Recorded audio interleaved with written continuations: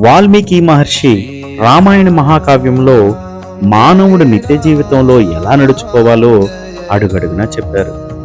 ధర్మ మార్గాన్ని అవలంబించడం అంటే జీవితంలో సుఖాలన్నిటినీ వదిలేసుకోవడం, రుచికరమైన విషయాలన్నిటినీ త్యాగం చేయడం కాదు. వాటన్నిటినీ తాత్కాలికంగా కాకుండా జీవితాంతం అనుభవించేందుకు ఎలా నడుచుకోవాలో చెప్తుంది ధర్మ మార్గం.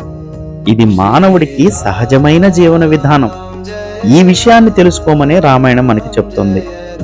ధర్మ మార్గంలో నడిచేవాడు తండ్రితో, తల్లితో, భార్యతో, సోదరులతో, మిత్రులతో, వృత్తులతో ఎవరెవరితో ఎలా మాట్లాడాలి? మనం సత్యం, ధర్మం పాటిస్తూ ప్రవర్తిస్తున్నా వీరు ఒక్కొక్కసారి మనతో ఏకీభవించరు. అప్పుడు వారితో మనం ఎలా మాట్లాడాలి? ఎలా మెప్పించి వారిని ఒప్పించాలి? అలాగే కష్టసుఖాలు, లాభ నష్టాలు, ఉత్పత్తి వినాశనాలు ఇవన్నీ ఉద్వేగాన్ని కలగజేసేవే. ఉద్వేగాన్ని ఎలా అదుపు చేసుకోవాలి? మనస్సును ఎలా నియంత్రించుకోవాలి? మనకి మనం ఏం చెప్పుకోవాలి? ఎదుటి వారికి ఏం చెప్పాలి? ఎలా చెప్పాలి? ఇవన్నీ రామాయణం మనకి నేర్పుతుంది. వాల్మీకి మహర్షి తాను రచించిన రామాయణాన్ని రత్నాఢ్యమివ సాగరం అంటాడు.